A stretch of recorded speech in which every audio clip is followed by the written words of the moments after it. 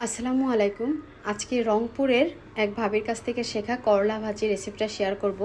আর এই করলা ভাজির বিশেষত্ব হচ্ছে আমার হাতে যে আলুটা দেখতেছেন ঠিক সেই আলুটা দিয়ে আর কি এই করলা ভাজিটা করব।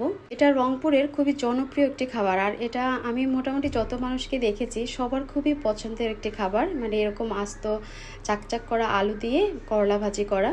আর আমি এটা যখন বাসায় বানিয়েছি এর আগেও যে কয়বার, মানে এটা খেয়ে আমি একদম মুগ্ধ হয়ে গেছি। আশা করছি আপনাদের সবার কাছে ভালো লাগবে। আর এখন যে সিজনটা চলতেছে এই সিজনটাতে কিন্তু এইরকম আলুটা কিন্তু খুব পাওয়া যায়, অন্য সিজনে খুবই কম পাওয়া যায়।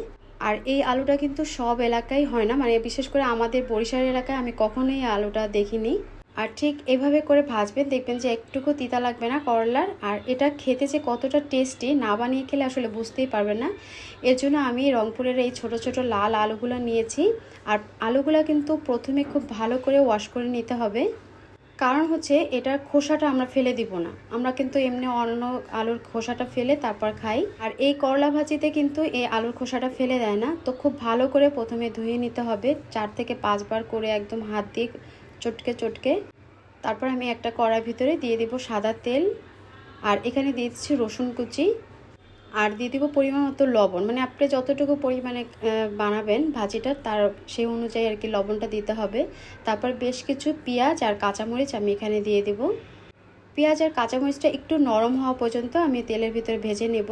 তারপরে যে আলুটা দেখতে পাচ্ছেন এই আলুটা আমি একদম চাকচাক করে গোল গোল করে আর কি কেটে নিয়েছি। রঙের জন্য এখানে হালকা একটুখানি হলুদের গুঁড়া দিয়েছি, মানে হাফ টিস্পুনের মতো। তারপর একটুখানি ভেজে নিয়েছি। তারপর আমি সেই করলাটা আর এখানে কেটে রাখা আলুগুলা দিয়ে দেব। করলা তিতা ছাড়ানোর জন্য করলাটা কেটে একটু লবণ দিয়ে খানিকক্ষণ মেখে রেখে দিবেন, তারপরে ধুয়ে নিলেই কিন্তু করলাটার তিতাটা বের হয়ে যাবে। তারপর খুব ভালো করে এটা ভেজে নেব।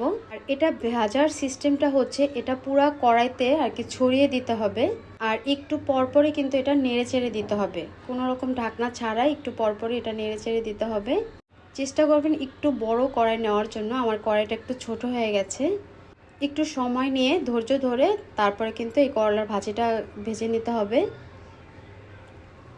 আর রেসিপি ভালো লাগলে রিকোয়েস্ট থাকলেও আমার চ্যানেলটি সাবস্ক্রাইব করার। আর এভাবে কিন্তু একদিন বানিয়ে খেয়ে দেখবেন, আশা করছি সবার কাছে ভালো লাগবে। তো এভাবে করে আমি করলাগুলো ভেজে নেব। একটা পর্যায়ে গিয়ে দেখা যাবে যে আপনার করলার কালারটা চেঞ্জ হয়ে গেছে, আর আলুটা যে ভাজা হয়ে গেছে এটা খুন্তি দিয়ে একটু চাপ দিলেই কিন্তু আপনি বুঝতে পারবেন যে আপনার করলা ভাজাটা কিংবা আলুটা সেদ্ধ হয়েছে কিনা।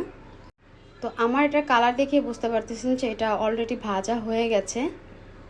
তারপরও আমি একটু চাপ দিয়ে দেখছি খুন্তি দিয়ে যে আমার আলুটা একদম সেদ্ধ হয়েছে কিনা। তো আলুটা একদম নরম হয়ে গেছে, আর করলাটা দেখেই বোঝা যাচ্ছে যে এটা কতটা নরম হয়ে গেছে। তো ব্যাস তৈরি হয়ে গেল আমার রংপুরের আলু দিয়ে করলা ভাজি। এখন আমি চুলাটা অফ করে দিচ্ছি, তো নামিয়ে তারপর পরিবেশন করছি। আশা করছি সবার কাছে ভালো লাগবে। তো আজ এ পর্যন্তই, আল্লাহ হাফেজ।